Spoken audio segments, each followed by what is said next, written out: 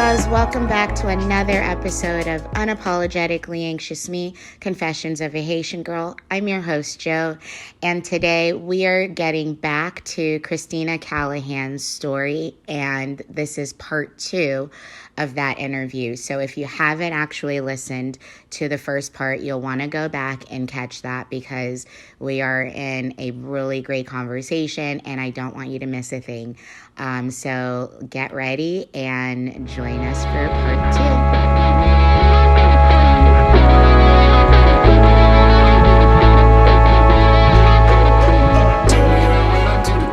After that, I haven't gone back, and even now, my relationship with my parents is not really there because of it. Um, it's been a hard strain on the whole family, all of my siblings, my children. Now, as they get older, it's a strain. Um, but yeah, I feel that, and I yeah. understand it from a very deep and personal level. Um, but what do you think made you keep trying or wanting to try? Do you feel that there's like a guilt in there that makes you feel like you're not doing something you're supposed to do, or do you feel like I'm never going to have my family until I'm this person? Both of those things, I would say. There was a guilt because when you ingrain something in someone's head, it always is there. It's like a training. So I felt like if I'm diverting off of this line, it's nothing but guilt. Like, oh, I should be doing this. Oh, I'm letting my parents down. It was once again, I said it was never about God, and I wished it was. It was more of like I'm letting my parents down. I'm letting down the people in the Kingdom Hall. They see me grow up. Mhm. I'm a disappointment, Yeah. and I also feel like my parents will never accept me, and I know that they won't. Like I live it, but they will never accept me if I don't become this girl. And even just at the basic, I don't got to be top pioneer of the Kingdom Hall. Like if I just show up regularly, Yeah. that's enough for them, right? And I'm like, dang, I can't do that. So it was me trying and trying and trying and getting excusing things and saying, okay, well, I was younger. Okay, well, I was heavily depressed, so maybe I wasn't thinking. Okay, well, I was single and I was living in sin. Okay, well, I'm married. I'm aligned. Like I'm not sinning anymore. Yeah. I don't necessarily need to celebrate holidays. Like I'm an adult. I don't really care. I can do without it. Um, it was just me grasping because for me, family is more than anything. Yeah. Like my family is number one, and the good, bad, and the ugly. So if there's anything I can do to eliminate um, pain from them, I'm gonna do it. I'm gonna sacrifice myself first. Like I was always like that.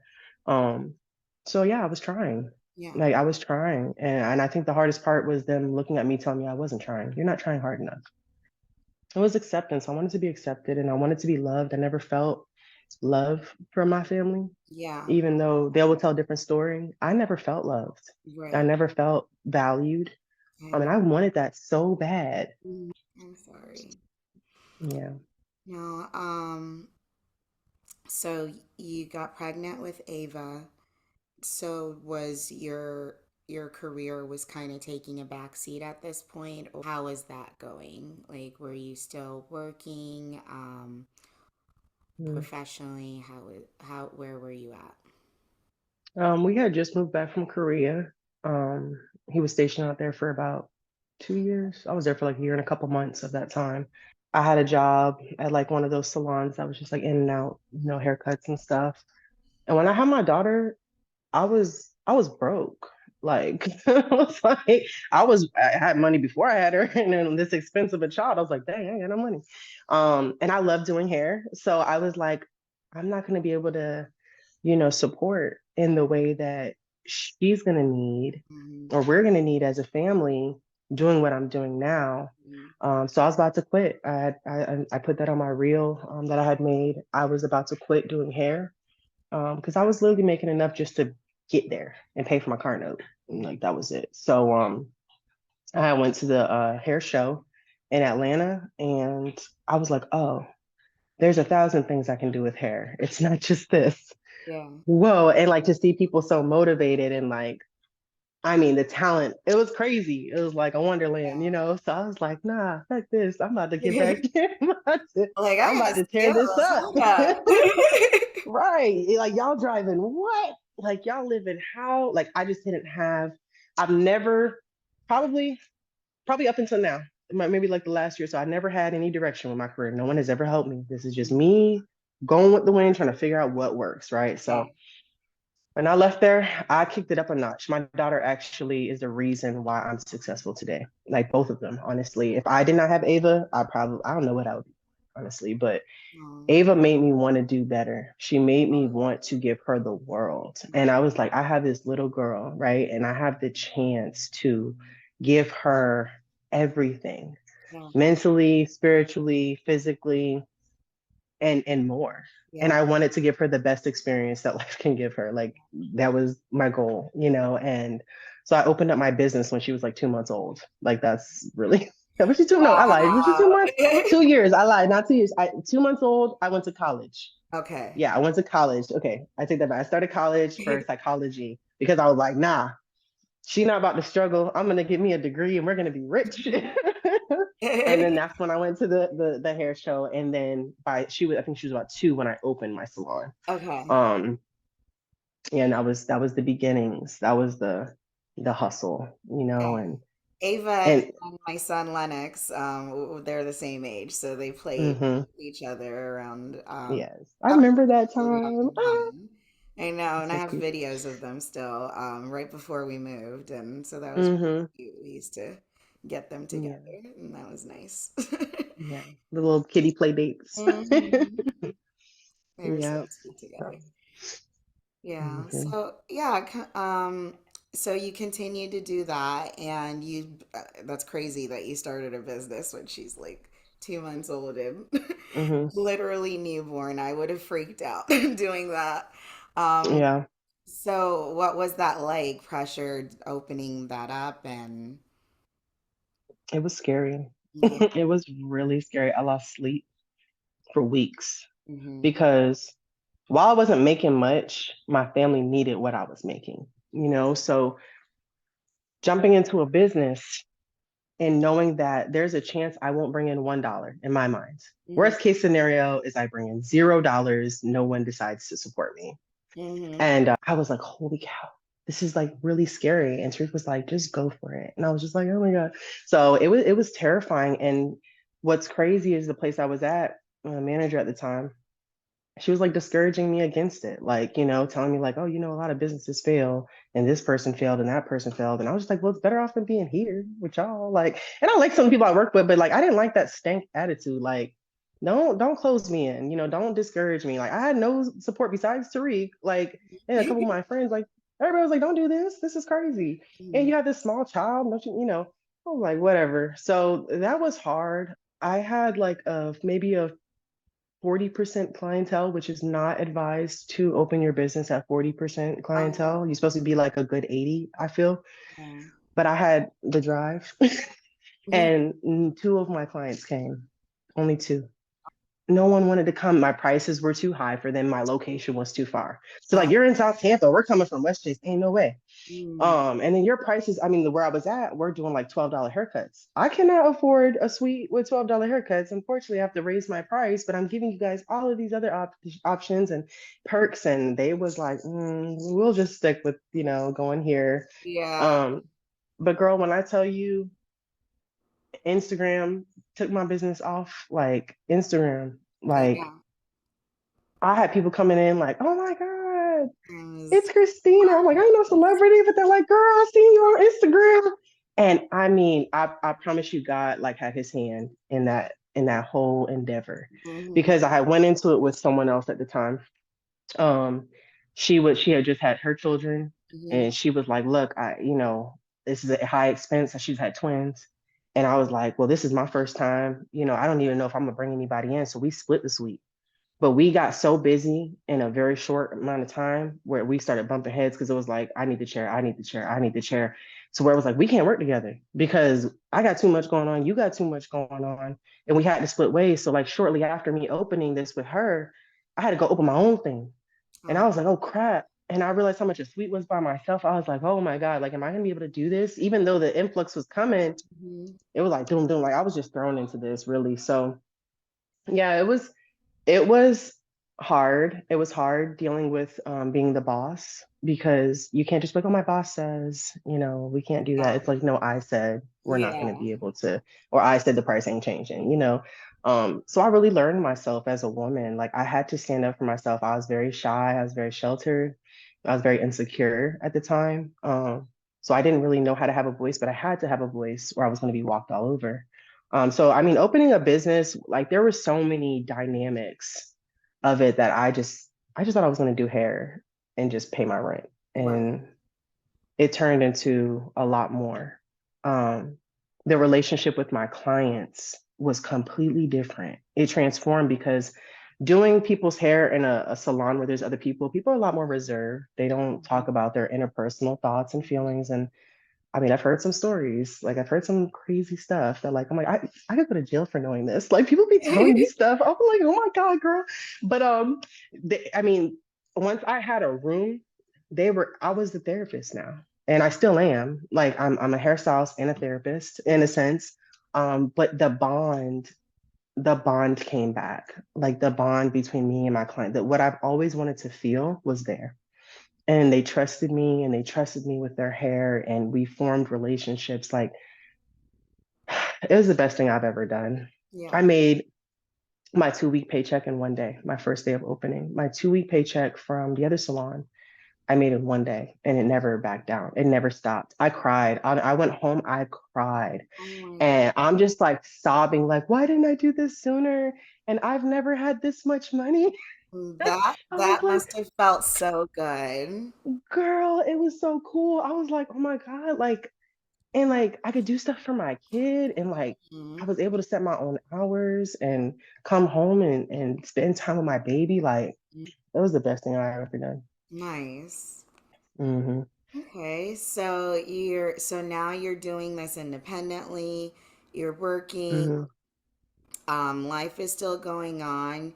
You and Tariq are still going on. When does when does the storm come in? Like, With me and him, yeah. oh man, the storm was always there. Okay, The okay. storm was But there from drag me along, 18. drag me along.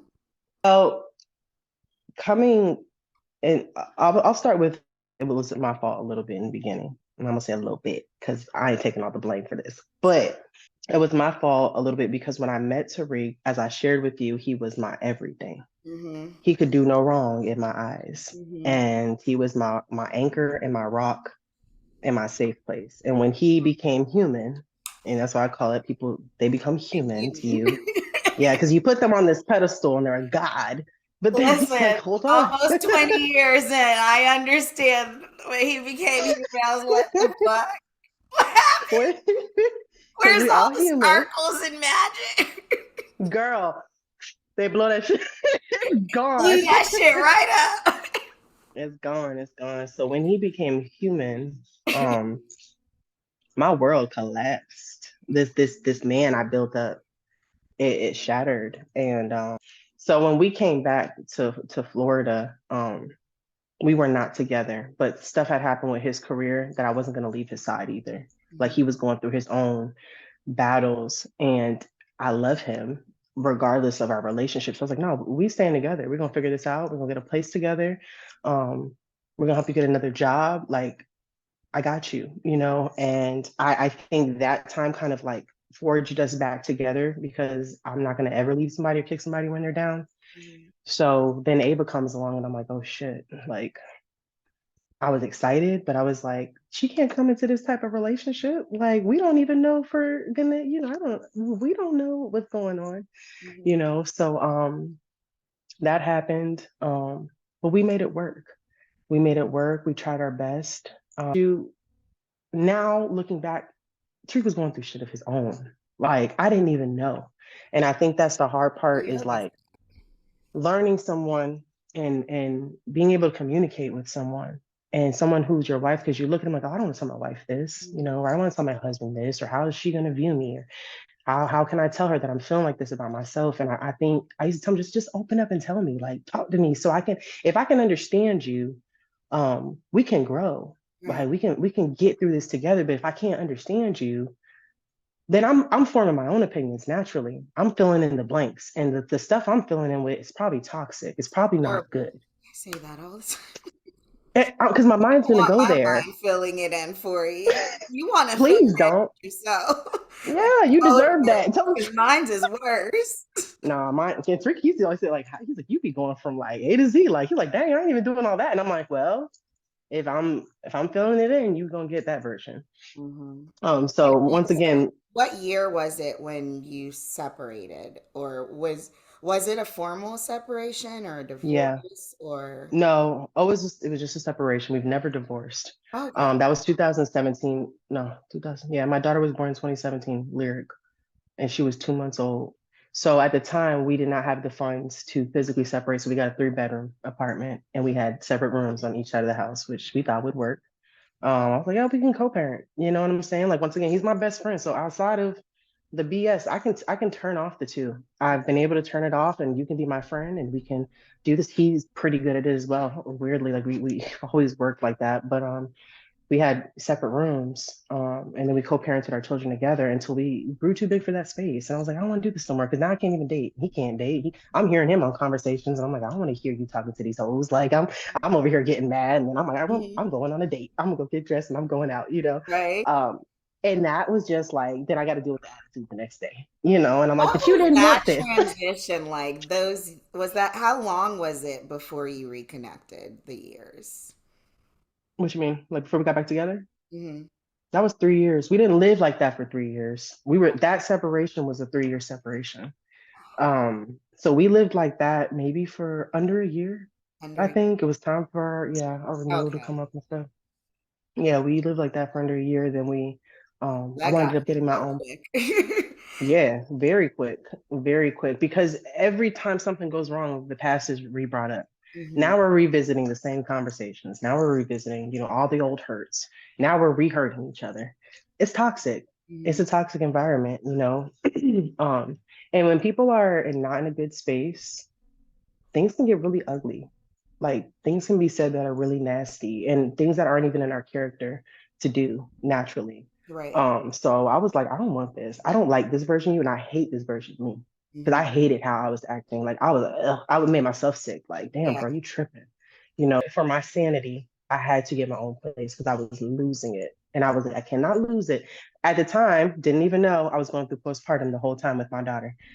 I don't even remember my child visually at that age. Like that's how bad it was. So I'm going through postpartum. I'm not understanding why I'm feeling like, why am I acting like this? And the whole time I'm suffering with postpartum. And that happened for like 3 to 4 years after her being a baby, Wow. So I just knew I was losing it. So I got me my little house that I rented. That was crazy hard to get.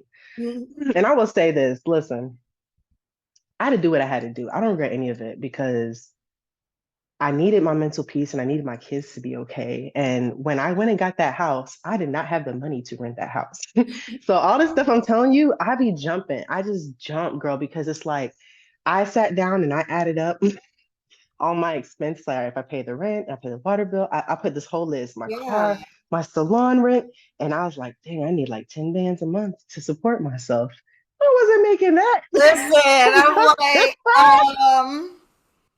I wasn't even halfway there. And I was I've like, been yep, on I'm that two applying. income tip for a long time. I'm stressed just thinking about it. Like, no. Girl, I was so desperate to go. I looked at that paper. I was like, I don't need this negativity in my life. Girl, I was Out of like, here. apply.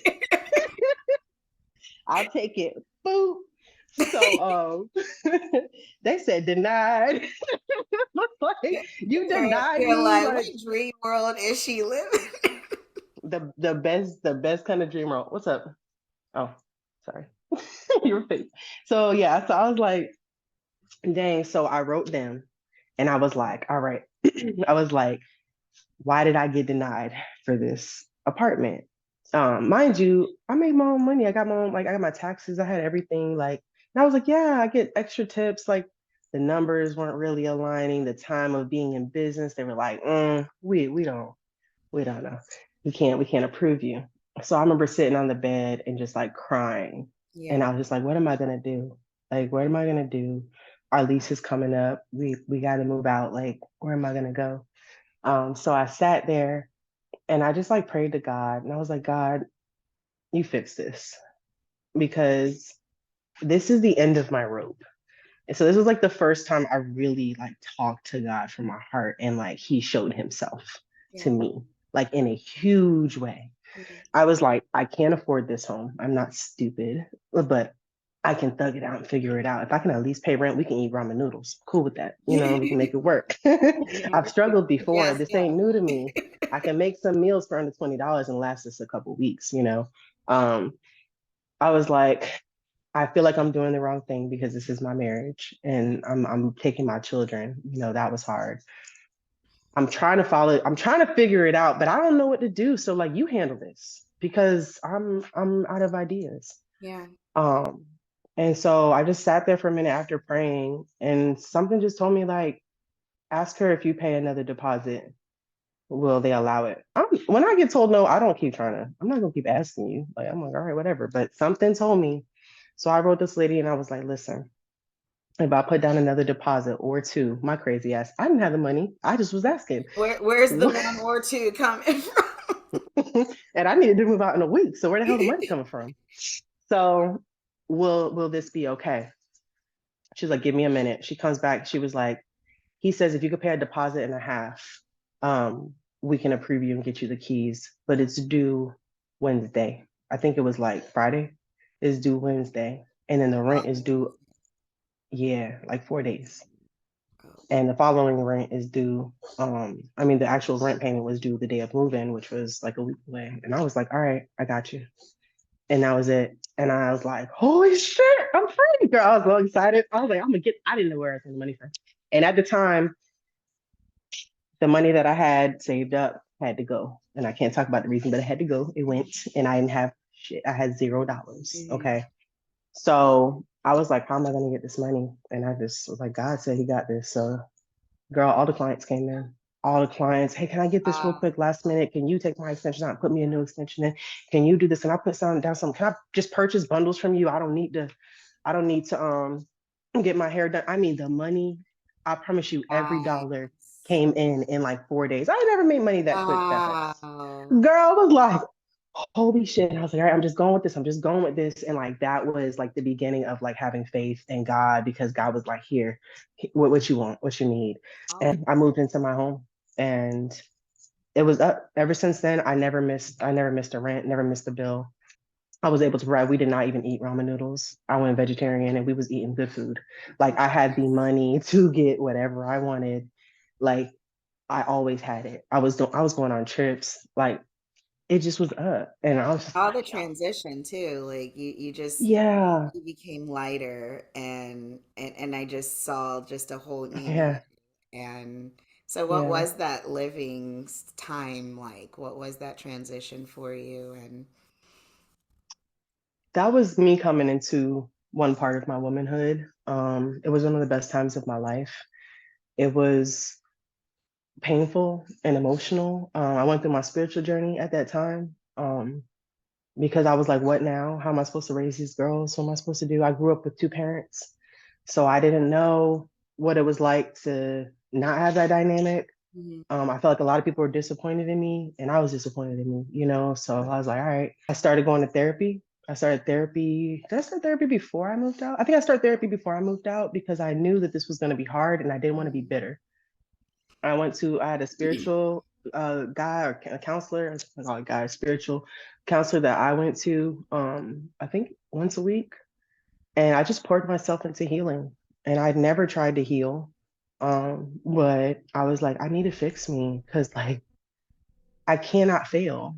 Like there would be times where I feel like I could give up. I think my kids kept me alive, to be honest with you, because like there was times where death seemed better than being that has always been my story. Death has always seemed better than being alive. Mhm. And I've been like that the majority of my life. So now when those thoughts come up, I'm like, death is not better for these two. Yeah. Like that's so for me, that would be incredibly selfish for me to leave them. So now they got to figure that shit out as adults on their own, and that their mom did this. And I just couldn't fathom doing that to them. And I was tired of thinking like that. I was like, I hate that when stuff goes wrong. I want to be out the picture. Like, I don't like that, you know? So it was time to heal. And I realized a lot didn't heal from my mother wound. My mother wound was the worst. Like, once I was able to heal at least 80% from that, I was free. I was free. That whole glow, everything that you've seen, everything I had healed that mommy part of me. I went on a retreat that changed my life. Like, I'm Tell me, forever grateful for that. Huh? tell me about that. Girl, that was crazy. So in the midst of my healing journey, um, I was suggested by someone to go to this retreat, and the retreat was pricey. And this was another one of those moments. I'm like, I'm a single mom. How am I going to afford this?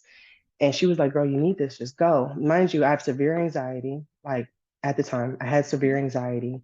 I could not walk into a room full of people I do not know. Like my hands, they just go like this. Everything starts shaking. I'm just like, I can't even talk straight.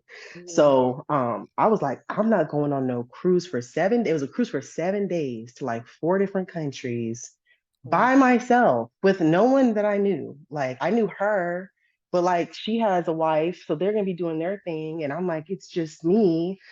And it just kept calling me, girl. I ain't never felt nothing like call me. Like someone just kept telling me, look at this again, look at this. I kept looking at the numbers. I was like, I can't swing this. So I told her, I was like, hey, I would love to go on the retreat, but right now I cannot swing it. Please let me know when the next one is. And she was like, give me a second. So she comes like, guess what? They got a single mom discount. Like man, that's what she said. She got a single mom discount now. A single mom discount and something I like that. never And I heard was of just this like, in my life. never heard of this. Y'all just put this on the thing, and girl, the price was like it was decent. And I was like, I'm gonna swing this because I feel like she put in for me in some way to get this worked out. Yeah. So I was like, why do y'all want me to go to this so bad? So I went.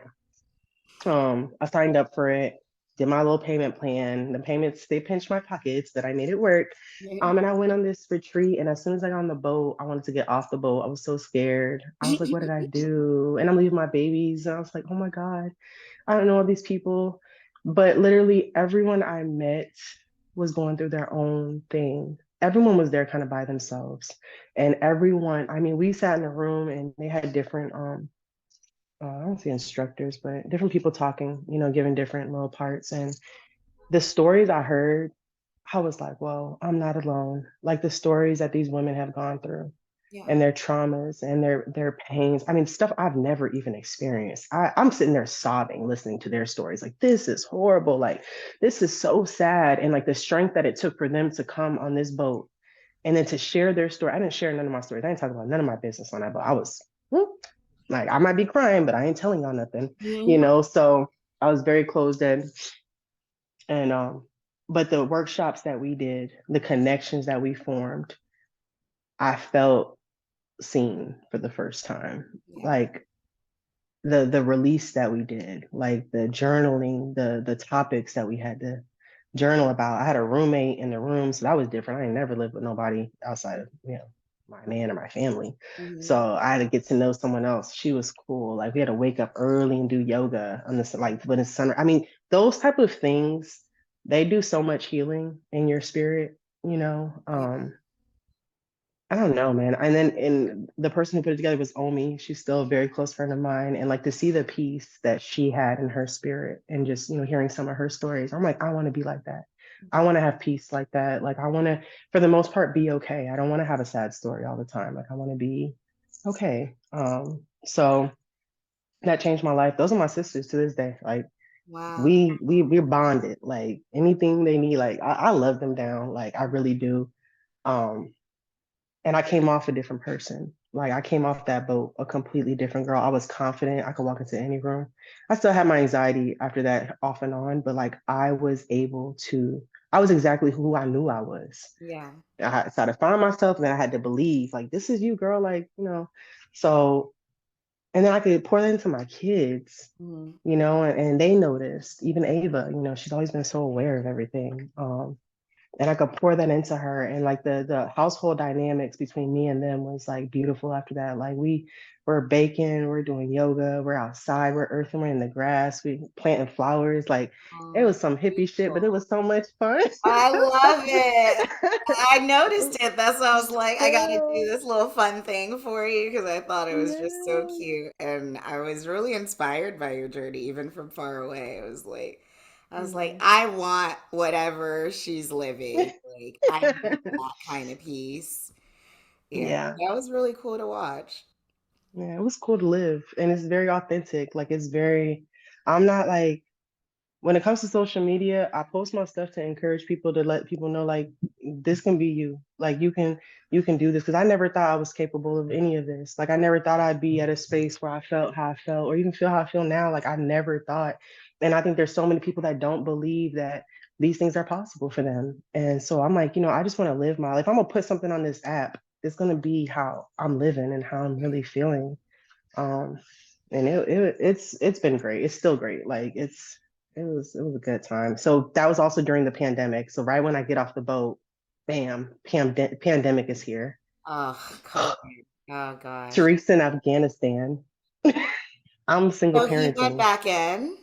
He voluntarily went. He told me, he said, I think he was depressed just being away from us, honestly. Well, he was. I know he was depressed. And he's like, I gotta get out of here. Like he's that type of guy. I gotta go. And I was like, you're about to leave me? Like we're not together, you're about to go. And he was like, I got this opportunity. This is gonna advance my career. And he's like, it'll make it, I'll have more money to be able to support all of my kids. He has two children also. He has older Right. sons and we have the girls. So he's like, I'm tired of like, working so hard. He's like, so if I do this, this will advance my career, but it's a year. And I'm like, a year? Like you want to be here by myself with these kids for a year? And he was like, I get to come back 3 times in between. So it's only 3 month stints and I get to come back for a month. And I was like, all right, if this is what you feel like you need, because I wanted him to have something too. Like I have my away. This is my little oasis. And he was alone. And we shared custody, but I know he was alone. So I was like, go ahead. And I figured it out. And that was very, very hard. Like parenting by yourself. He made it comfortable. He paid my bills and stuff. So that was cool. He always took Oh, care of me. I wasn't giving that part. Yeah, he took very good care of us. But he was away and the pandemic happened and he couldn't come back. He didn't come back one time. He stayed away for an entire year Wow. because we can't, commute, I guess, with the shit going on. So I did it by myself, but I'm glad I went on that retreat because I wouldn't have made it, girl. I wouldn't have made it through that pandemic. I So was that was losing my mind preparing already. you for it. Yeah, a perfect smooth transition. Like, Wow. yeah, it was crazy. God works But, in mysterious ways. he does, man. He does. He sets up stuff for you that you don't even realize. Like Yeah. you're going through this because this is coming, and you're gonna ease through this Mm-hmm. because going through this part might be way worse if you didn't have the preparation. Like Exactly. that's how I And see it that's in the my life. thing. Um, I grew up in a very, of course, very religious household like you did, but Mm-hmm, I don't claim the religion that I was raised in. I just don't feel connected. I just don't feel like that really, speaks to like who I am as a person. Um, mm-hmm, and I don't know. I just don't feel like a religious person. I don't feel like I have a religious title or whatever that I follow. But I've always been mm-hmm, a very spiritual person and I have a very good, big connection with God in my personal life. And so prayer for me is always something that I come back to. And I think that's like mm-hmm, the only real religion I guess I can say, but that's my faith. My faith is mm-hmm, very important to me. And especially this year after having lost my mom, mm-hmm, having gone through just a lot of realizations and not having healed from a lot in the past. mm-hmm. I'm interested in knowing like how has you getting away from, the constructive, you know, Jehovah's Witness background that you had to now being a more spiritual believer, like how has that changed you as a person? We have a connection with God. We have a connection with the earth. everything around us, the universe, we're all interconnected. So it's not just any one thing, right? We're so complex as humans. Um, and in understanding like all these things, I realized like a lot of things can be true at once, I guess. Like that's my little thing. Like Yeah. two things can be true at the same time. Yeah. So I was able, so while knowing that like God does require things of me, a lot of the guilt was like from things I had did wrong or things I felt like I wasn't doing or whatever. So from the God perspective, a lot of things that God required of me that I may have made mistakes in, God is also as forgiving. God is love. Love encompasses more than what we could ever even fathom. Like we only get a fraction of understanding with that. So I'm like, all right, God is love. So I'm being entirely too hard on myself. Like that's the one thing that he tells us. God is love, you Yeah. know? And so I'm like, dang, like I look at my kids and I'm like, I love my children. There's no wrong. Like they can make mistakes and stuff, but there is nothing that they can do. So I had to, I liken myself to that. Like you learn like God is we're his children, right? So there's that. That helped me take a lot of weight off because I was like, they make mistakes all the time and I forgive them and I love Yeah. them. And I clap for them when I see them do better. I don't hold things over their heads. That understanding itself has helped, right? And then when you realize how trauma happens and abuse and things like that, when I came to an understanding of what that does to the mental, and how that affected me outside of my mother, my experience with her, and my father, my experience with her. I had a lot of sexual abuse. I haven't talked about it. I went through so much sexual abuse as a child, more than any child should ever have to go through. It's a whole nother podcast. And put me on there when you're ready, because that dynamic that I'm still not even healed from. Yeah. Um, that and what that does to the mental and how that causes you to react or causes you to just experience your perception of things, that unraveled, right? And then it's like the mother wound, forgiving her. First of all, she women are the reason that we're here. Our mothers are the reason that we are here, right? Our grandmothers and stuff like that. And they went through things. This is what I learned on the retreat too. Like they've gone through things that we can't even understand.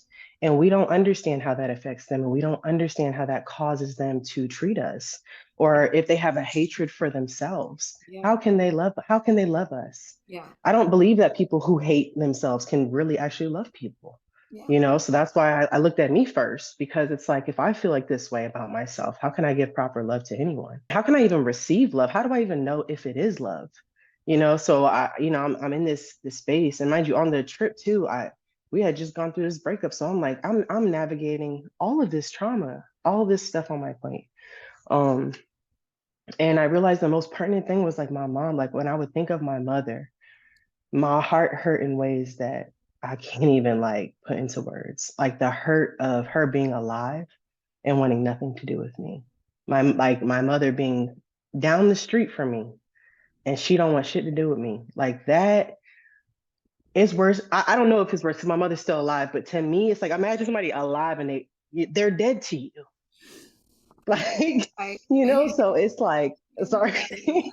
But that was the biggest hurt for me, because I was like, damn, like, how am I supposed to accept like anybody else wants me? Like, girl, it was crazy. So I'm like, this affects everything. This is a ripple. Affects my friendships. This affects me and my sisters. This is going to affect me and my daughters, yeah. because God gave me two of them and they just like me. So it's like, this is going to affect everything. Yeah. So I honed in on that and I cried and I wrote and I cried and I prayed and I forgave her, and I meditated and I sat with her in my meditations and I hugged her and I loved on her.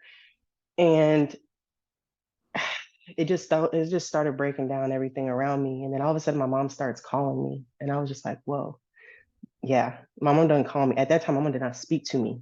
Oh She shit. did not say, I love you. If I'd be like, hey mom, it'd be a mercy. Like, all right, mom, I love you. She's like, okay, bye. She wouldn't say I love you back. Wow. So at this point, I'm forgiving her, but I'm also forgiving without expectation of anything, because that's part of the healing. If this is for you, it's for you. So I was like, all right, I gotta forgive this woman and still deal with the fact that when she sees me, she don't want nothing to do with me. Like, how am I supposed to do that? Because now you're still creating traumas daily. But whatever. I was okay. I was committed to it because I didn't want to carry that anymore. I didn't want that to be my sad story. So I started healing through it. My mom started reaching out just here and there. Hey, how y'all doing? Like, what? I felt so uncomfortable on the phone with her. I wanted to get off. I was like, I don't know why you're talking to me. This is new. I Like, don't even know you what to know, say. I don't even know what to say to the lady. But that little bit, I was like, if this works, if this gave me that, oh man, like I've opened the floodgates of healing and of knowledge and of the ability to change my reality because I'm into that too. Like this does not have to be my story, and I won't accept it. Like I just there's certain things I just refuse to deal with, and I'm like, all right, so how am I gonna work my way, through this? So after that, that shaped everything that I started to do and how I started to move, and I started to do it with my father. And I started to do it with friendships that I've had that have really hurt me, Right, and accept these things happened, but this doesn't define me moving forward. Or this person had this experience because of me, or I hurt this person, or whatever. These are the ways that we've contributed, but it's okay to forgive myself for this. And I have to forgive them. And I have to keep working through this. It doesn't mean I have to talk to them anymore. And I thought that too. Like I thought forgiveness meant accepting them back into your life. But people are always going to be people. right. And some people aren't, just because you're changing doesn't mean that they're going to change. So it was like, all right, well, I had to revisit that. Like it's just like a learning of things. It's like, okay, what do I do with this knowledge? Oh, don't go that way. Okay, do this. Yeah, Okay. A lot of shit is for you. It really ain't about other people. yeah.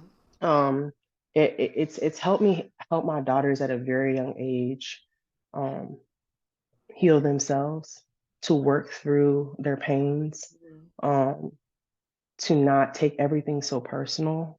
Like we've heard these things growing up, like, oh, don't take it personal, or they just being mean to you because you pretty. Like, we hear these these things that don't really help, but but if you break down some of this stuff, it's kind of true. Like, not the pretty part, but like, don't take nothing too serious. You know what I'm Yeah. saying? So teaching them, here's the reasons why we shouldn't take anything too serious. So what, she says that you look like this. Is that true? Well, Mhm. no, I don't, all right. Well, you got to understand people, when they spew out things like that, they're hurting. So it's to have grace, not to excuse it, Yeah, but to have grace. But for me, my experience was I internalized that and I made it my identity. Well, right. she said, I'm ugly and I got a big ass head. So that's really all I am. I do got a big ass head, but I must be ugly too because she got that shit right, and then now it's my identity. And I grew up like this, taking in all these things people would say to me and like, oh, this must be, but Oh. now I can teach my kids how to unpack those things and not let them let it sit with them. Hmm. Um, these are tools I never had, like for Right. myself, Hmm. let alone, for anyone else. And then just being able to help the women around me. Like I deal with women every day in the salon, Hmm. and I hear all kind of things. And now that I have faith in something, I'm able to share that with people and just to encourage them, make them feel good about themselves and make them, or give them a boost, or maybe give them a gem that they didn't know. I Yeah. always feel like it's come to me. I want to give this back out now. Hmm. And I feel like that's the way life's supposed to go. I feel like we're all interconnected. And if we just help each other heal, or just share something that has helped us, that we could possibly help heal Hmm. someone else, and then teach them how to use it. You can use this to yourself. You can sit with these things, you can have these conversations, and they help. Right. And life opens up. So it's like you see how it helps you mentally. That's one thing. But to see how life opens up, to see how now my finances have opened up. This was blocking my income. This was blocking my sleep at night. Now I'm well rested, so this was causing me to bump heads with my homegirls too much. Like maybe I'm not really understanding them because I got issues listening to women. Yeah, I do got issues listening to them.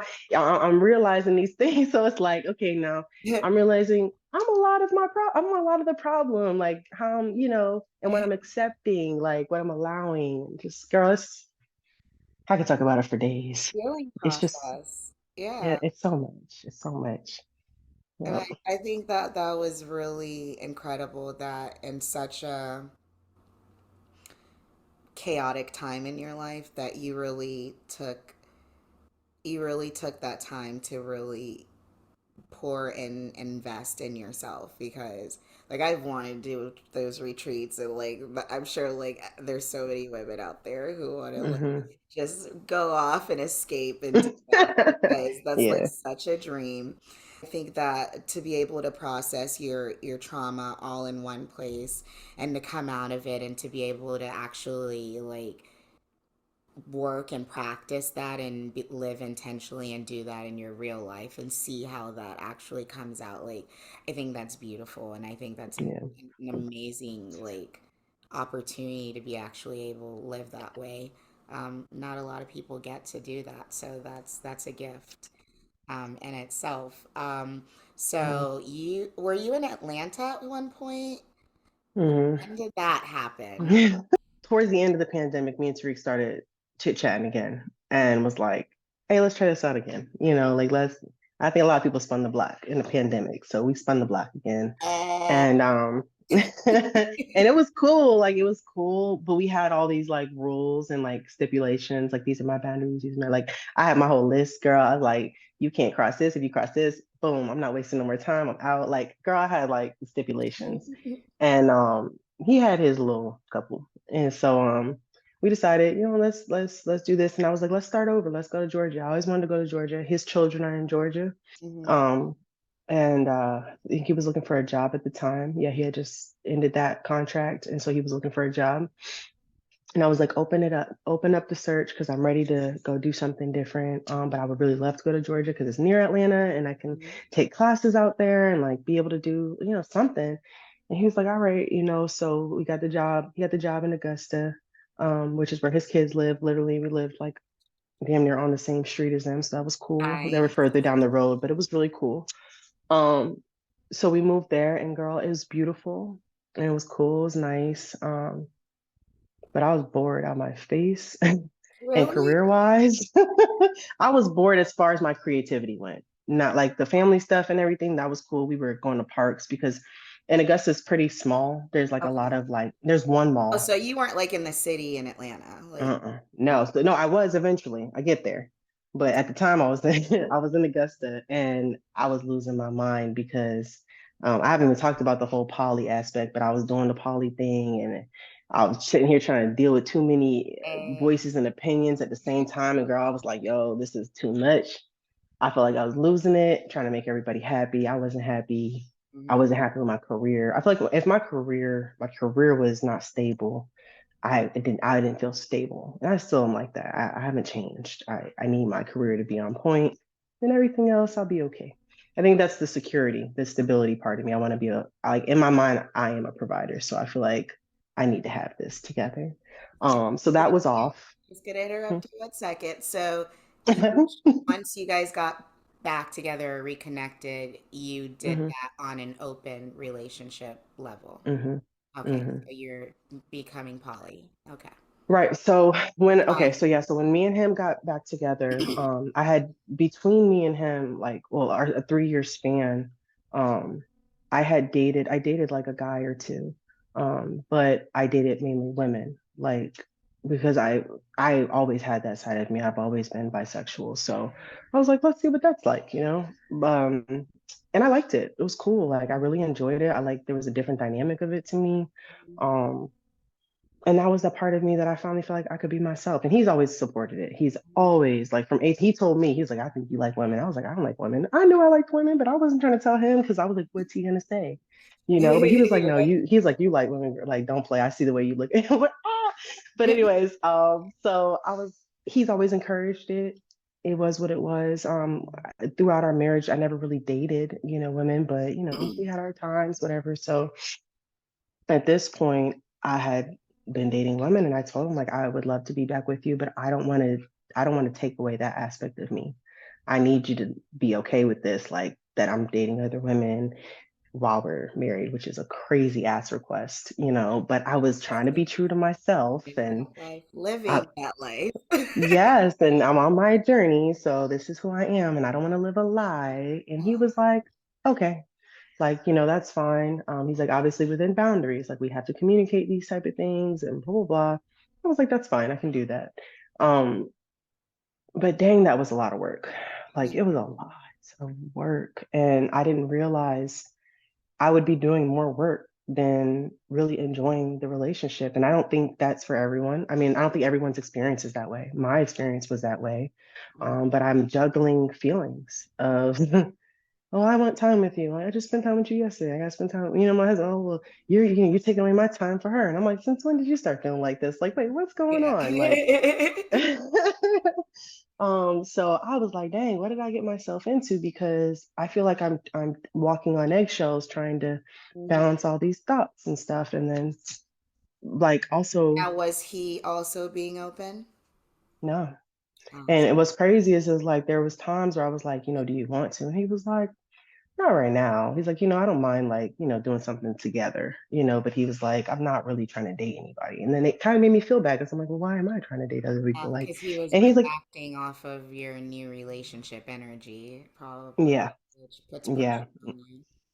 And he's a people pleaser, like, and not in a bad way, but he wants me to be happy. And he's like, hey, I want you to live the life that you feel like. He's always been very supportive of what I want to do. And sometimes it was at the expense of him, which I didn't realize at the time. But he was making those sacrifices for me. So I was trying my best to navigate all that. But I think I was also filling space because I was going through stuff, and I was once again confused, like, what am I supposed to be doing? Who am I supposed to be with? Like, Mhm. where am I like something's off. What's missing? Why do I feel like something's missing? Like all these thoughts. And then I'm like, I need a therapist. Like that just kept popping. I need therapy. I need help because I feel myself spiraling. And when I spiral in the past, it gets very toxic and it gets very self-inflicting and it's bad. And I'm like, I can't do this. And I would tell him like, I need therapy, I need something. And I feel like no one was listening. I'll just sum it up as that. I don't want to pinpoint anything. I felt like no one was listening to me.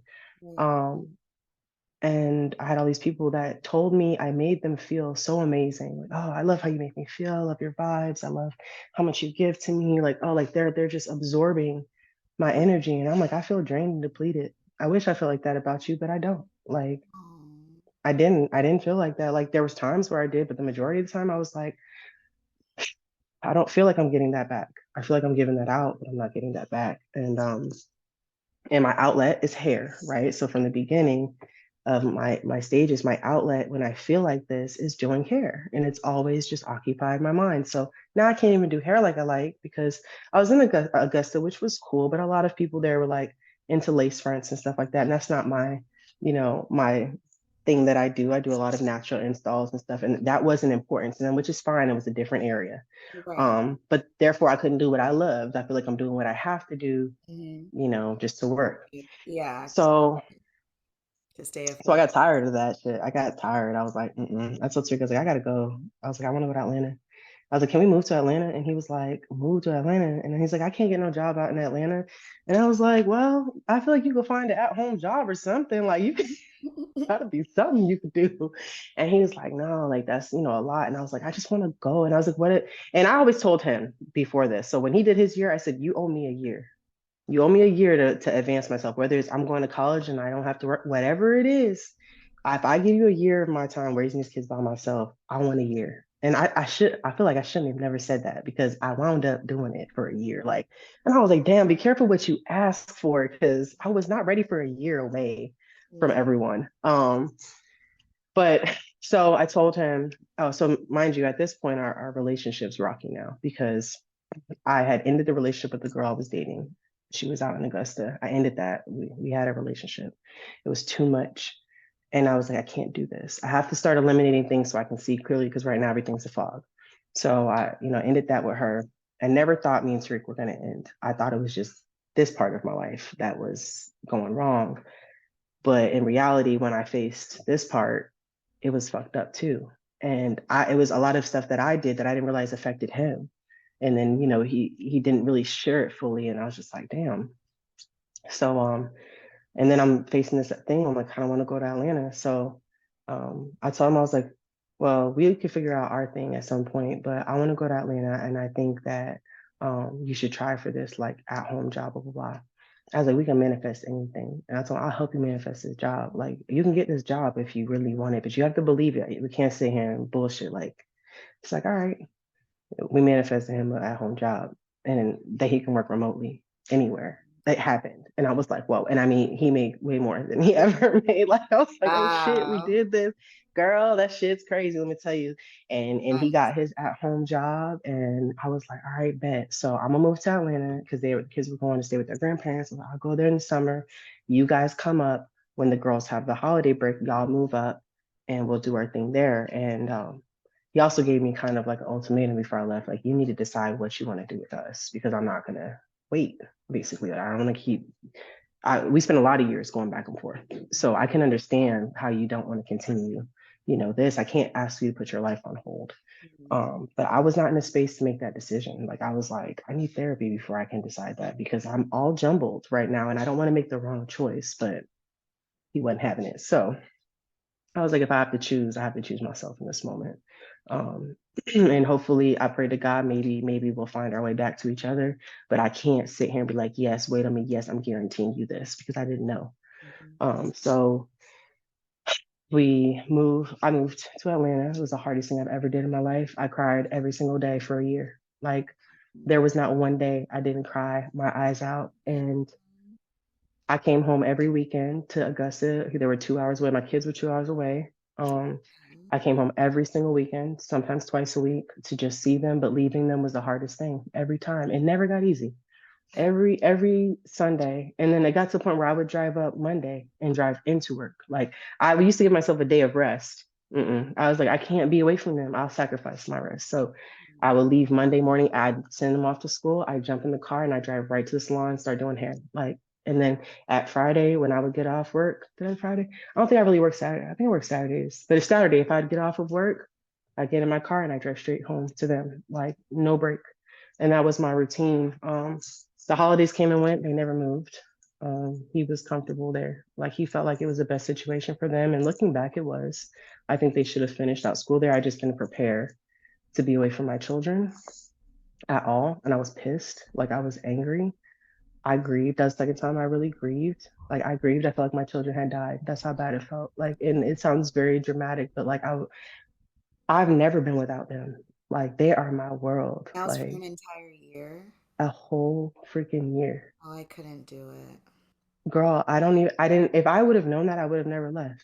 I would have never fucking left if I thought that they were I thought they were moving. I was so mad. Like, I can't even go into, I was so fucking mad though. I was just like, yo, what? Like, and then I had to ask them, like, well, what do y'all want to do?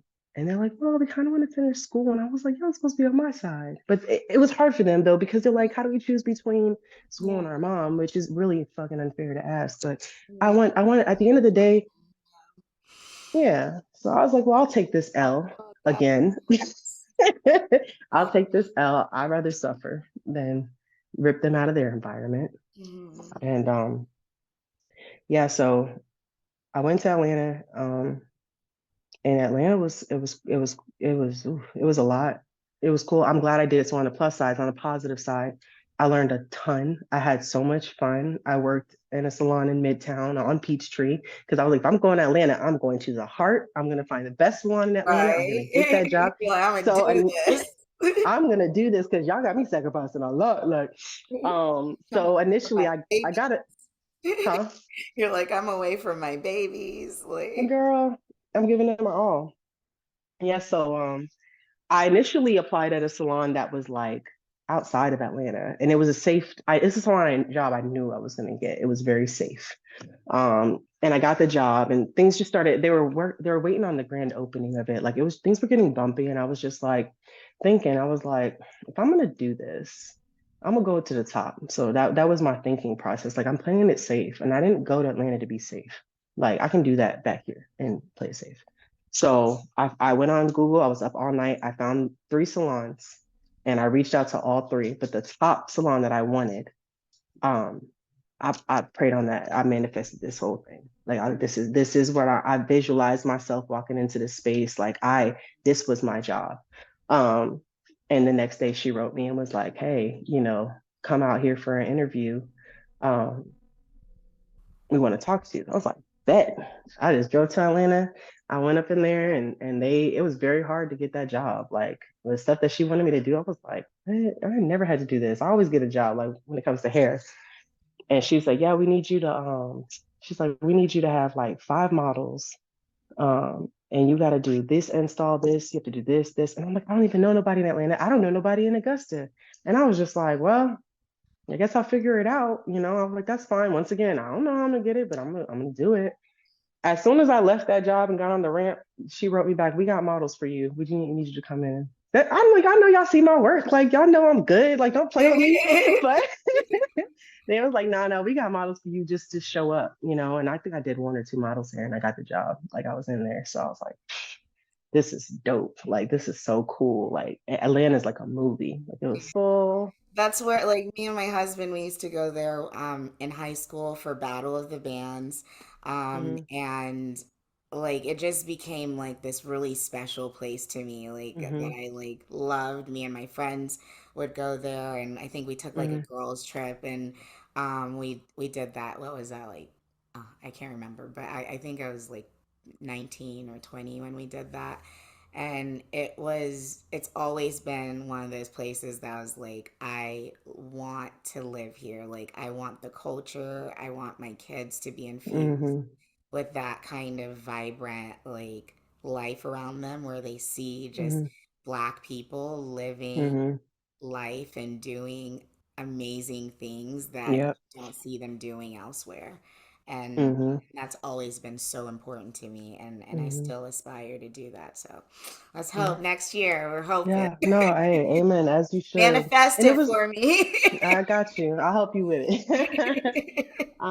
But yeah, and I love that aspect of it. Like I loved having my daughters come, stay with me and just see like this is what we're capable of. And when you drive down the highways, there's Black women on these billboards everywhere Oh, and Black men and like successful, like the people I've met, I'm like, whoa. And like the inspiration that I've had and people, when you get to Atlanta, the dream that you have is too small. Just like that's the first thing. The dream that you have, like this is small. When you get there and you like, you got to dream bigger, bitch. Like you can't have like, anything, like, you ah. know.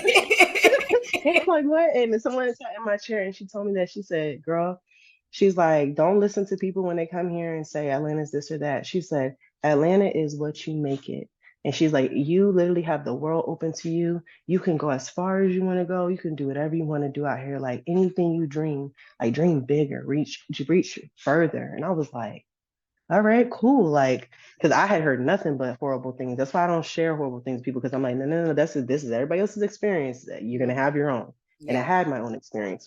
So I was able to what I wanted to do in 5 years. Well, not fully what I wanted to do in 5 years, but what I wanted to learn and how I wanted to grow in 5 years, I was able to do in a shorter amount of time. And I Wow. was like, dang. And then some. Mhm. Um, so that's really why there was a few reasons, but that's really why I left in a year because I was like, okay, I've come here and I've done what I need to do. I took full advantage of my time. I was focused on work and nothing really outside of that. Not even support. Like I met some friends, but I can't say I formed these like I love my girls, so if they see this, I love them. But I wasn't with them all the time. And we out hanging, we out doing stuff because like we would go have lunch together. We might go celebrate something, but like I wasn't focused on being outside too much because I literally was starting from scratch. So I was broke in the beginning, working 2 jobs, and I had zero time Mhm. to socialize. And the time that I did have, I was back home with my kids because I was missing them. So Atlanta was amazing. Atlanta made me the woman I am today. Nice. Um, it grew me a lot. A lot of my experiences were outside of work. I lived in a few different places. I had really bad living arrangements out there that nobody knows about, really. Roommates and crazy psycho roommates Oh, wow. and living with men. Not like that, but like my roommates were all men at one point. Didn't even know that going into it. Sleeping with a gun on my bed because the place I was in was unsafe. One of the homes I was living at, that was scary. Hearing gunshots, I got trauma from a lot of the stuff I've seen and like Mhm. experienced there. That last night the fireworks were going off, girl, my heart. I was like, I've never been scared of fireworks. Now they shake my whole soul. Like I'm jumping out the bed. My husband's sitting there looking like and this man had been to war and he Right? slept through bombs. So I'm like, I'm jumping up the bed. You're saying, oh, it's Diwali today. Like they just blasting the fireworks. I'm like, run for cover, like Grab the children quick. children. Girl, I'm running for my life. Like, what the hell? So, and so you gain some things when when I moved, and then I got some more traumas. I can deal with the noises. It rattles me, but I get over it. But yeah, it caused me to look inside myself. I feel like Atlanta was my year of karma too. I never believed in karma, and I don't know if everybody do, but like I didn't believe in karma. But that karma hit my ass hard.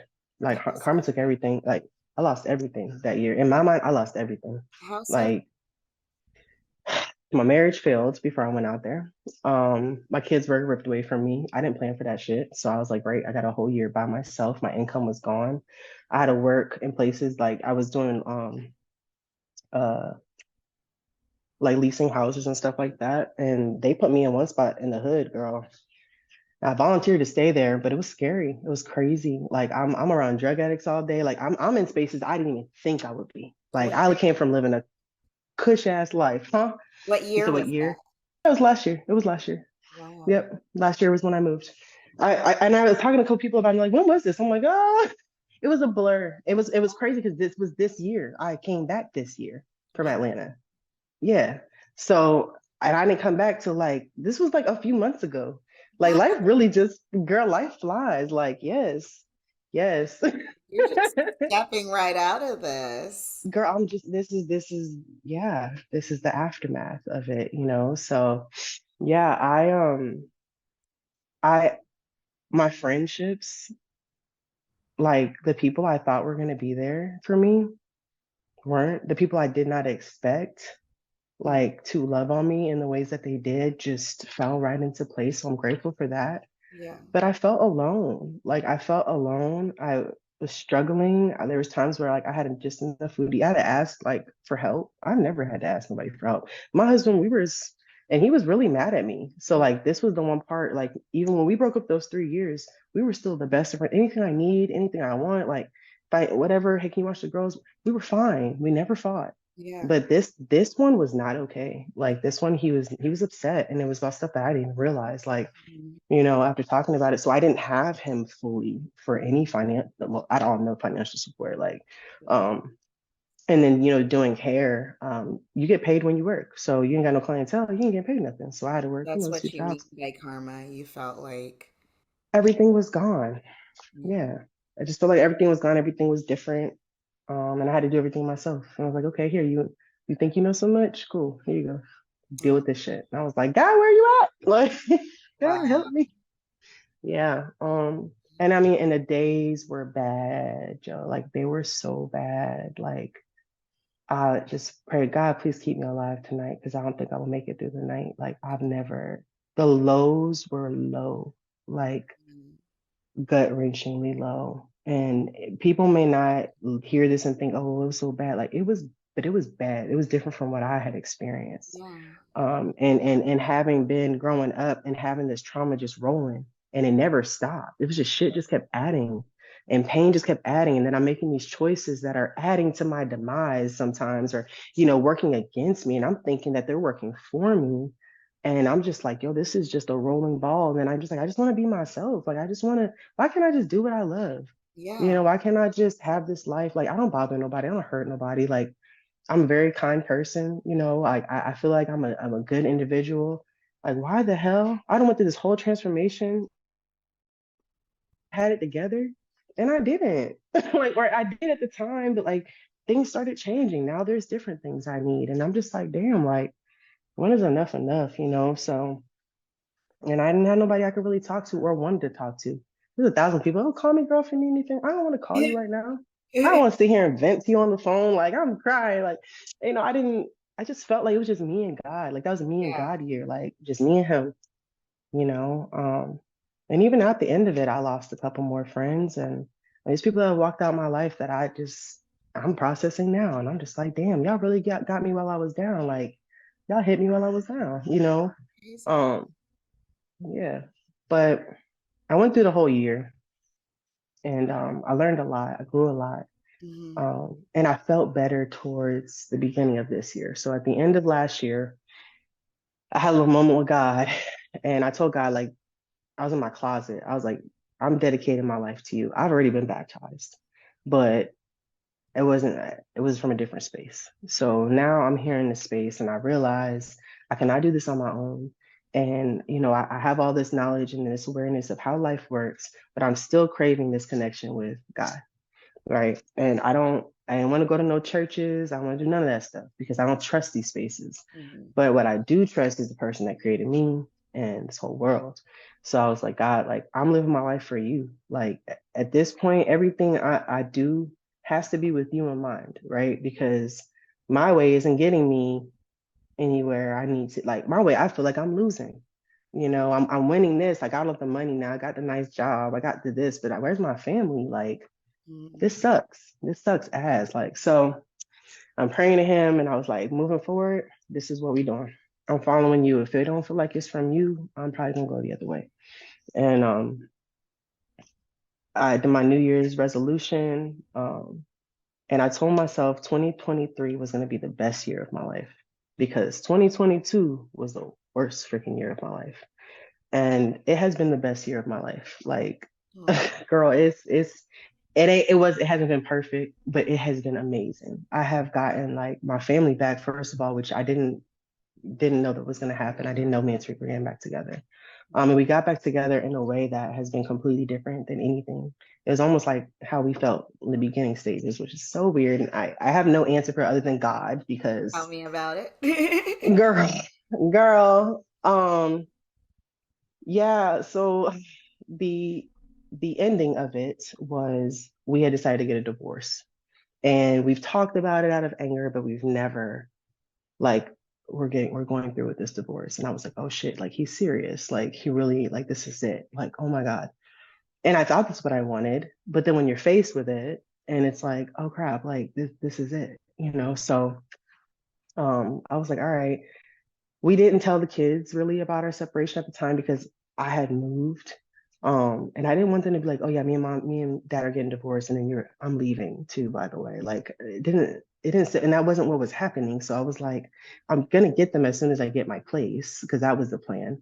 But I was just like, I don't want to have this. And then I didn't even know how to deal with it. And Ava's smart, Lyric's very smart. And the kids are too damn smart. And they figured it out, obviously. They're like, you know what? It was like, you're lying to me. She's like, you're lying to me. She's like, you guys are acting weird. You guys don't hug anymore.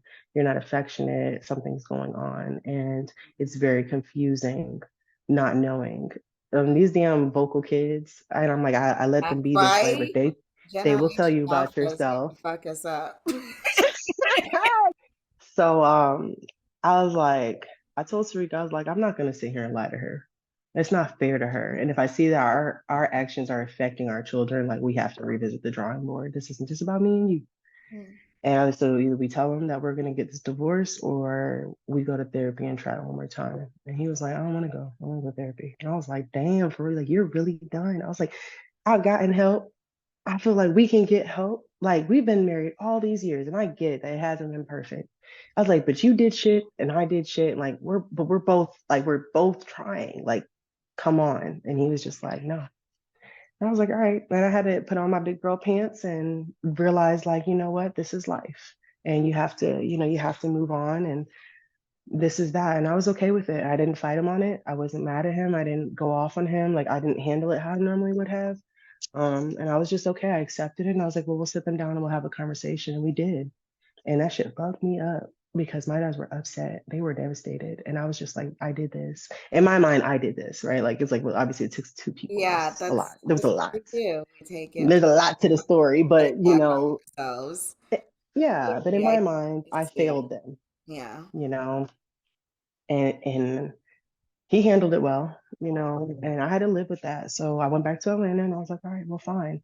I'm just gonna keep going about life and become a better person and make sure I'm not in this space again and continue my therapy and blah blah blah. So I came down to Tampa. I worked in Tampa, and when I left Tampa, that last work trip, because I would come once a month, and something just told me go back home, and I was like, go back home, like go back to Tampa, like I'm not trying to come back here no time soon. Like I got about 4 more years left in Atlanta, so I'm about to get a place tomorrow, like type thing. Like I'm trying to find a home. And it's like, go back home, go back home. And I was like, I prayed to God. I was like, God, I don't know why you keep telling me to go back home. I'm not trying to go back to Tampa. So long story short, I called Tariq. I was like, hey, we should move back to Tampa. And he was like, bet. He wanted to come back anyways. He was like, I don't want to go to Atlanta. And I was like, well, you could have Oh, been he told was me still this. in Augusta at this He point. was still in Augusta. Mhm. Yeah. And I was like, you could have been, I could tell you didn't want to come to Atlanta because you didn't move. And I was like, why are you just saying, he's like, well, I'm trying to let you have your thing too. And I was like, all right, well, maybe we'll move back to Tampa, we'll get our separate places, we'll figure it out. And I prayed on it too, and I told God, like, I plan on moving back, I think in the end of the summer or no, August. I was gonna move back this August, to Florida. But I don't know, man. I miss my kids. I couldn't take it anymore. I couldn't do it. I was just like, I miss my children. I hate leaving them. They need me. I feel like I got everything I needed to get out of there. And I told God, like, if this is what I'm supposed to be doing, move me, because I got to consider you in these decisions now. And girl, shit went haywire at the salon I was at. Things just went downhill. I was missing money, all kind of stuff. I don't even know if I'm supposed to talk about it too much, but Wow. yeah, like shit went bad at that salon, and out of the blue. And I was like, is this God telling me to leave? It was an uncomfortable work environment. There was attitudes, and I just wasn't being treated the same anymore. Mhm. And then it got to a point, me and the manager kind of like had some words based off, some other stuff. And I was like, I quit. I'm leaving. I packed my shit up that weekend and I moved back to Augusta. I told Tariq, I was like, hey, I'm coming back to the house. We ain't no pressure. We ain't gotta, I know you don't want to deal with me, but I don't want to be here anymore and I need to be there for my kids. So if you're cool with it, I want to come back home and we'll figure out the Florida move, yeah, at some point for the summer. He was like, yeah, that's fine. You can come back. And girl, I don't know. We just started like hanging out with the kids again and taking them places and um just doing fun stuff with them again. And it's like our bond started to build back up. And I guess that's the cool part about always having been so close and being best friends. We never lost that bond. We always have fun. Even my sister's like, I don't know how the hell y'all gonna ever not be It's together. your best friend. It's like She that's was like, gotta that's your be best friend. no And he matter is. what. I get Yeah, like we're we're always life gonna have years. fun. Yeah. And we have the most fun with each other. Like it's Hmm. cool, and then seeing our kids like go from these sad kids because they had gotten sad a little bit, and then seeing them happy, like oh my God, and Lyrics like I'm so happy to have my parents back, and I was like, we're not really back, but okay. Like it was just like it was conflicting. We kind of looked at each other like, what do we do with this, And then I was just like, can we take divorce off the table? Like I know we're not like perfectly back together and stuff. And I don't know what's gonna happen, but like I love my family. And I was like, I understand like we've both, been through some stuff, but like, can we at least just take divorce off the table and talk about an alternative? And he was like, I'll think about it. And I was like, all right. And then I cooked for him. And then I made him some food and he was happy Hmm. again. But You no, still but think then he was that? like, you know what I'm saying? But well, you sure? But he was like, all right, we could take divorce off the table. And that was it. Or it's like, yo, let's do this. Let's do life together. Like let's really fucking do this. Let's try our best. Let's put everything on the table. And we were putting everything on the table prior to that conversation. Because even in the times where we would be dropping off and picking up the kids, we always have our smoke sessions. That's our thing. We have our smoke sessions and we put it all out there, like stuff that you would never think couples would talk about together. We talk about everything. So we Yeah. was already having those. He's like, this is how I really felt about you. I was like, nigga, what? Like you felt like that? I feel like this about you. Like, but there was no like relationship there. So it was like no fear of upsetting your spouse. It was like, tell this nigga how I feel about it for real. Hmm. And but it created, the bond back together to where it was like, dang, why was it so hard to have this conversation with you? Like, why was it so hard to get these things off our chest? So we back. We're back and it's cool.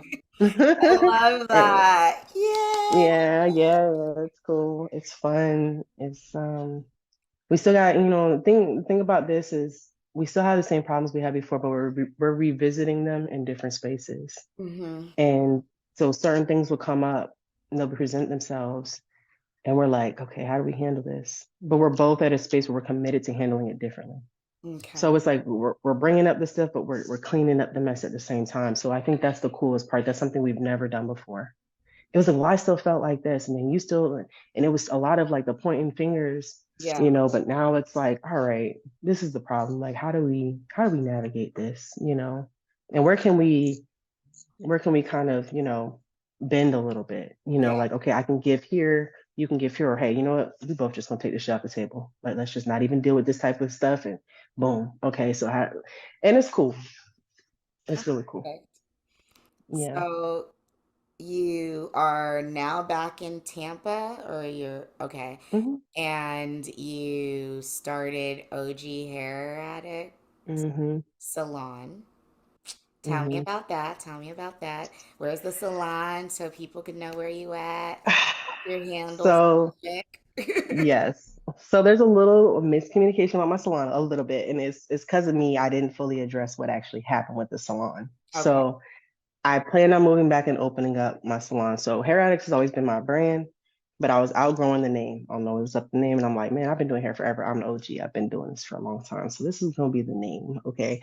But I we were working on opening up a salon. We had found a location and everything. We had been commuting between Augusta and Florida, building up this salon, painting, redoing the flooring. We found the cutest little, it was like a bungalow in South Tampa. Mhm. And we put a lot into it only for it to fall apart. So the salon completely fell apart. So I haven't even posted my part three of my story because I haven't really. I was doing the 4-part reel. Atlanta and that part of the story has been very hard for me to really talk about. So I'm glad we're having this conversation because it's gonna make it easier for me to talk about what happened. But Okay. I put all my money, a lot of my money into that salon. And basically, I had structural issues. And when I came back to move my stuff in the day before the opening, there was a possum living in my salon, like that had been there for I don't know how long. There was pee and feces all over the entire thing. Oh He my God. had crawled on the chairs. He had crawled in the sink. There was hair in the sink. It was so bad. And I had clients scheduled to come the day after that. Oh my God. And he came in through a skylight. So there was 3 skylights in there and they were not properly enforced. And he came through the skylight, which I already had told the owner to fix, and he ignored me. Mhm. So he came in through that. And as I had someone come get the possum out the salon, he was checking. Hustle, I'm sorry, my Frenchie thing, he's so loud. You're I don't good. know if you can hear him. When he came in to look at fixing the skylight, he realized there's black mold in here. There's water in the roof. The light fixture fell out the sky. He just wanted to touch it to see. He's like, this don't even look secure. He touches the fixture. The fixture falls out the sky. There's water. There's mold. Mhm. And I have a booked clientele like for like a couple weeks out. And I was just like, fuck. And my friend was there and she was like, you're gonna have to just take this L. You're just gonna have to close this shit down and start over. And I was just like, this was my piece. This was like the moment where everything I went through in Atlanta was for this moment, in my mind. I'm a Taurus girl. I'm just fix that I shit. feel you. But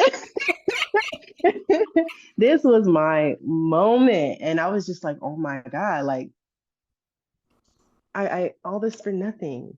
Like I'm promising these clients this amazing experience and this that I have to set up. I spent money, like all my furniture was like top of the line, everything. Like I put everything into this and only for it to fall apart. And I went to a depression a little bit after that. This was literally a few months ago. Yeah. I was depressed about it and I was like, damn, well, what's the point of even moving? Because like we didn't have a place at the time. That shit was going crazy. We couldn't find a place. Things were falling through. And I was like, am I not supposed to be doing this? Like, my friend, thankfully, during that time, she opened her home and she was like, take all your clients in this house. You're not about to give up. We're gonna find you something else. And I cried through all that. I'm a crybaby, but I cried. I was I'm a Virgo. I like, understand. and I cry every day. girl. And then I had to retell the story. And people kept asking, well, where's your space? Where's your space? And I'm just like, I don't even want to talk about this. That's why I wanted to quit. I was like, I don't want to do this no more. I've done enough. Like I quit. And I told Tariq, I was like, I'm done. He was like, what you mean you're done? I was like, I'm done. Like, I don't want to do this no more. He was like, what you mean? And I'm like, I did all this shit, and I did it the right way. And I planned this out and I wrote down the numbers because usually I'm a jumper. I'll just go pay for something. Like, okay, yeah, I'll put my rent down. Yeah, let's go. But no, I put this on paper. So I'm So, like, dang, I poured everything. into this. This was my comeback season. So Mhm.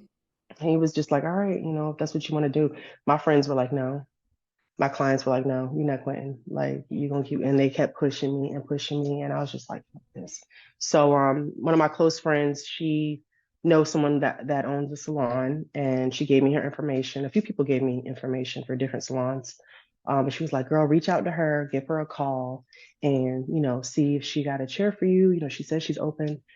And I was just like, mm-mm, I didn't call her. I mean, I texted her, and I was just like, she told me the options, and I was like, nah. I'm too sad to come outside. I'm good. I'm gonna stay home. I'm not doing hair, so I stopped. I took a little minute, and then we bumped into each other going out again. And she was like, "Girl, come talk to me. Like, let's sit down and talk." And I was like, "Fine." I talked to my. I'm sorry, I gotta tell the story, but like the whole part, it You're all good. leads up. Okay, I'll Yeah. be talking, girl. But I actually went to my nail tech, um, because I still wasn't gonna do. I was like, no, I want to find my space. That was my. I'm gonna find me a space. Like, if I'm gonna do this, like, I'm gonna find. No. So before I got discouraged, I tried to find me another space. I couldn't find a space, and I was just like, "Eff it, I'm done." Right? Because all these spaces did not have accessibility for a stylist. Or like, oh, we don't have a sink. I went to I got all this shit. Like, oh, we don't want plumbing. We don't want to put plumbing in there. And I was just like, how y'all got all these suites in Tampa, but y'all won't take no hairstyles. All they want is like eyelash girls and makeup girls. I'm like, oh, I'm bringing in money. Like, y'all gotta just find a space. I don't care what the rent costs. So Hmm. that's when I had quit, and I was like, fuck it, I'm not doing this no more. Um, and I went to my nail tech, and she was like, girl, you need to like undo what you're doing. Like, you need to step outside of yourself and like stop trying to be so one way with it. She's like, other things can work out for you. She's like, you're dead set on this, um, this route. But she's like, what's more important? Like, what's important to you? Do you want to just do hair? Is it like you just want to have this business? Like, you don't know. Like, she's just like step out of your mind and stop looking at things. She's been doing my nails since I was 18, pretty much, and she's seen me. I'm very very one way with things, and she's like, you need to open up your mind and allow other things, allow God to work in your life, and stop trying to be a certain way. So I was like, all right. So I hit up Tweet. So Tweet's the owner of the salon, and I was like, let's talk. Let's see what's up. So I went to look at her salon. It is beautiful. It's where I work now. So it was beautiful. I was like, dang, that's what I was trying to do. Like, this shit's nice. And this is the last salon I worked at. This is pretty similar. Like, this is nice. And she's a dope person. I love her. Like, I think I'm so grateful I met her. Because she has allowed me to be in a space. So that's where I'm working at now. It's called Salon Kimbo. But I'm allowed to still have my own business. I'm allowed to run things how I want to run my stuff, my own pricing, everything. But she's allowed me to be a business owner and show me the same level of respect. And like, we're peers. I'm not your superior. And that has always been my thing. Like, I don't like being told what to do. Like, I can follow a rule, Yes. but do not try to dictate how I do shit. And don't try and big dog me because I'm gonna show you real quick. You're not big dog to me. And so I've never worked well with other hairstylists at the time or business owners because it's like they always want to like one up you. And I'm just like, no, I don't like that. But Sweet has been great. Everything has been good. The salon is beautiful. I love what I do. I had no idea that I was going to get the type of response that I got. Like, I've been booked every single day, like at capacity. I didn't expect, I thought I was gonna have to hit the ground hustling. I thought I was gonna be sitting here having to promote crazy and get people in. And God has just given me more than what I could ask for. Yeah. Um, and just the ability to create without mental pressure, not the pressure weighing over my head of finances. Like, my husband has a great job, and I don't gotta worry about that shit, to be honest. Like, that's new for me. Like, I've never been able to work without the pressure of like I gotta bring in this income. Um, the our home is good. I'm grateful for that. Our home has peace in it, like true peace. And for me, that's more important than what it looks like to others. I don't care what it looks like. I love that we have this calm in our home. My daughters are doing well. That's mental peace. So like, this is a whole new era for me where I'm able to create my work, do reels. I'm loving the content. That's been so much fun for me. Yeah. Expressing how I feel behind the chair. Like, what Yeah. y'all see is what I I see love with, that. huh? I love that for you. I love your content. Thank you. Like, I love it too. I've never been able to do that. So like, the freedom in it is amazing. Like, so I would say like it's been worth it. Like the whole journey. I mean, I would love to change a few things a little bit, but no, but like the whole thing, how it's unfolded has been beautiful. And it's grown me, and no, I'm very grateful. Like I'm in a grateful space right now. What's next for you? I don't even know, and Mm-hmm. I think I'm kind of okay with that because like this is my year of showcasing what I do. Like I want people to see my art, and that's hair. I Mm-hmm. don't really know where I'm going after. I would love to open up a business. I told myself I would revisit this next year. Um, I give myself the rest of this year to just do, what I love. And next year I'm gonna sit down and hit the books again because I can't sit still for long. I gotta do something different. But I definitely am gonna open up a salon. That's still en route. I'm not in a rush though. I'm not in a rush because I want this to be a good experience for me and for my clients. Because I'm always thinking about them. But I never think about, well, what am I going to go through? So if I take my time with this and do this the right way, they will benefit from this as well. So that's pretty much where I'm at. Love that. You're trusting the process. Hmm. Yeah.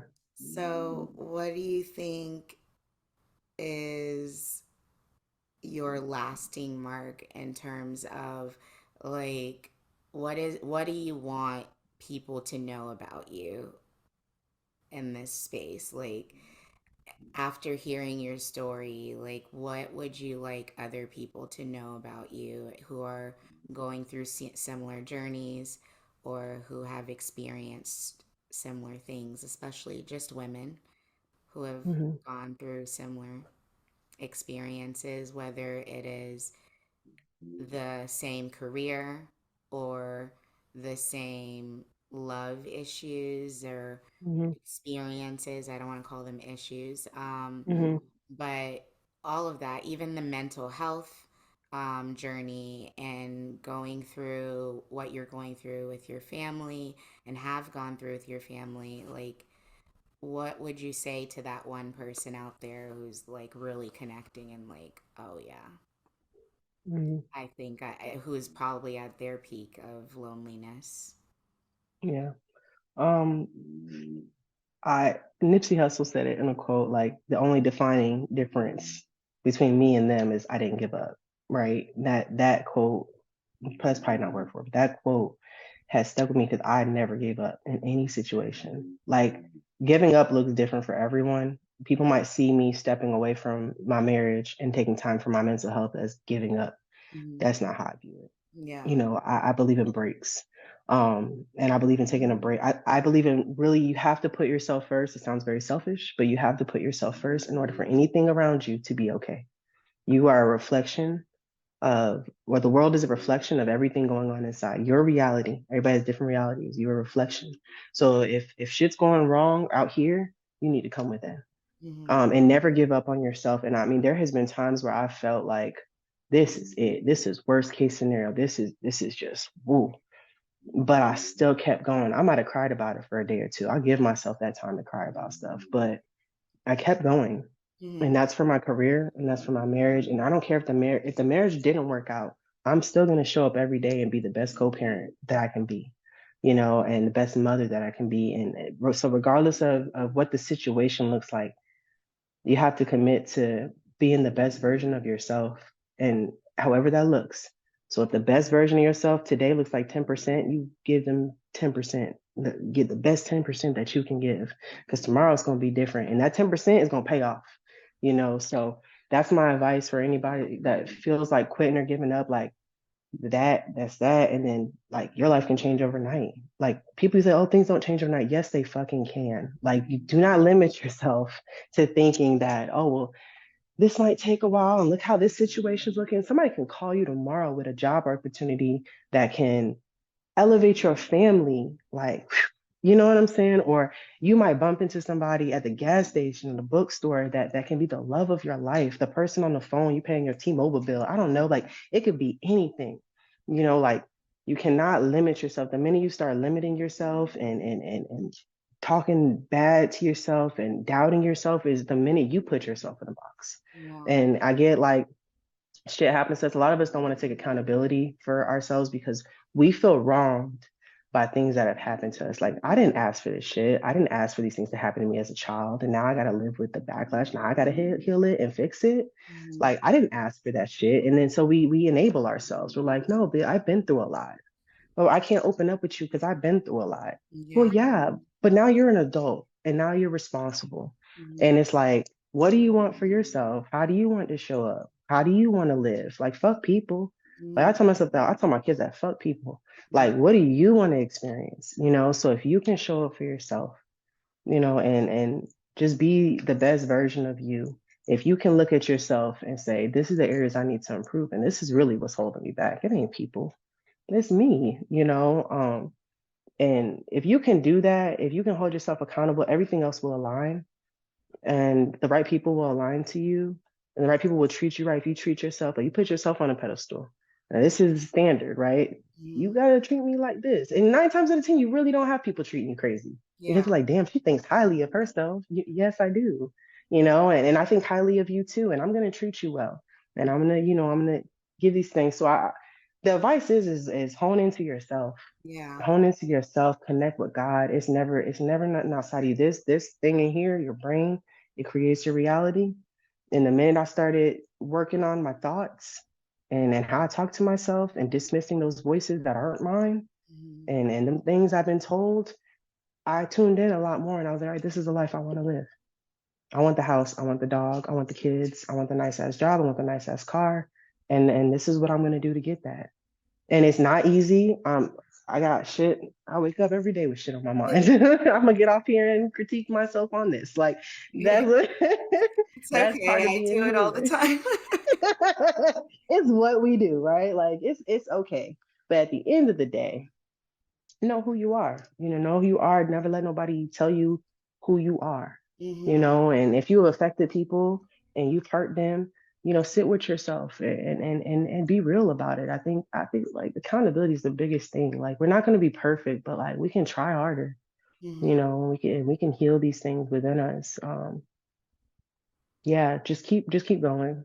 How important was this evolution for you in terms of being a mother, especially raising two daughters? It was important because I don't want them to have to fix all my shit. So we carry generational things. Hmm. I don't want them to have to fix my shit. Like it's not theirs to carry. It's not fair. Yeah. And when I can look at my children and see my ways affecting them, that's when it's like, nah, get your shit together. Yeah. Because I can see that, and I refuse to believe our mothers didn't see that Hmm. because I see it. We see it as parents. Like, oh shit, I talk to them crazy. Now they're talking to each other crazy. Like it is very important. It's life or death. To me, it's everything. I want them to look back and be proud of me. And Hmm. I want them to look back and smile at their childhood and Yeah. be like, oh, we had good times. I know people like that. I know people like, oh my God, my mom was great. She's my best friend. Girl, I was like, I Yeah. want that. I know people like that, and I'm just like, oh, Fantasize so like, I wish we could nice. have done all this. Like, I want to be that Right. for Like, my kids. Yeah.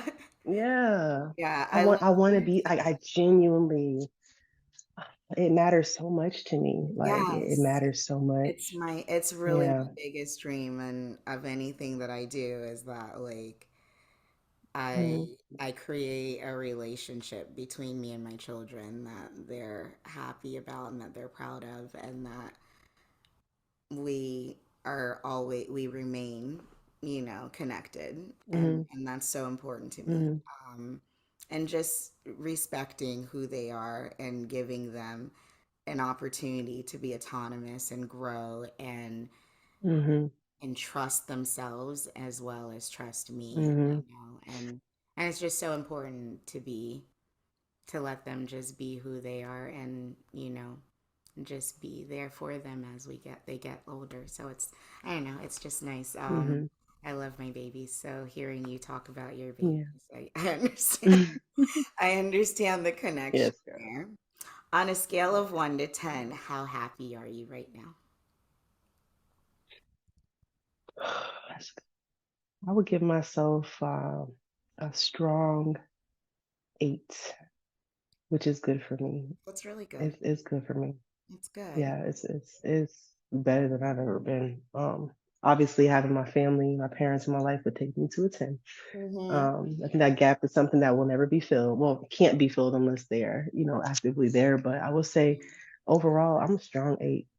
That's nice. I'm happy, and there's so many areas that are just going well. I'm just so grateful Yeah. for that. Thank you. Hmm. Thank you for sharing Yeah. so much more about yourself with me. I do have one question though. I Hmm. guess because this is just the curiosity lingering in me. Hmm. Wait, you spoke about, having a relationship with a woman, and so Hmm. how important is your bisexuality to you now? Like, are you Hmm. still um open to that, or is that still like part of Hmm. your life? Like, do you still actively engage in relationships, or are you now Hmm. just monogamous? It's a new. I'm navigating it in a new mindset. I'm right now. There's nothing active, but I can't sit here and act like I don't think about it because it's part of me. Hmm. I'm still very attracted to women. That's never going to change. Hmm.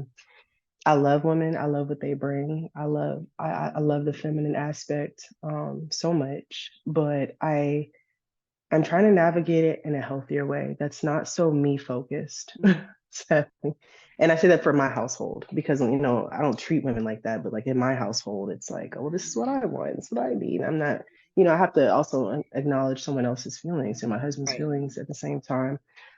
So when we got back together, we decided let's hone in on us right now and rebuild us to where we both feel comfortable to even introduce anyone in the outside aspect. So that's kind of where we are right now, Okay. um, navigating ourselves. But it's still very much there. Hmm. And when and if I do, was probably more when, because I probably, I, I want to be in, I want to be in a good space with it. Because I also went through a lot of hurt with women. So I'm a little scarred. So I'm tiptoeing a Yeah. little bit, but it's still there. Oh, we Hmm. got so much more conversations we need to have. Okay. Yeah, bring you back. I'll be back. We got too much in common to not bring you back. Yes, I got girl. stories for you. Yes. I'm It down. was That sounds so, good. so good having you. I know we talked about so many different things and hit on so many Hmm. points, but like I just love and respect you as a woman, as a person, as a friend. I thank you for being so brave and sharing your story with me, and that's just what I do here. I love to, get into real ass stories, and because I feel like we all have something to teach each other, and Hmm. that vulnerability, there's so much power in it, and I think that your story is just something that really deserves to be shared. And so thank you again for joining me, and I hope you come back. Where Hmm. can people follow you?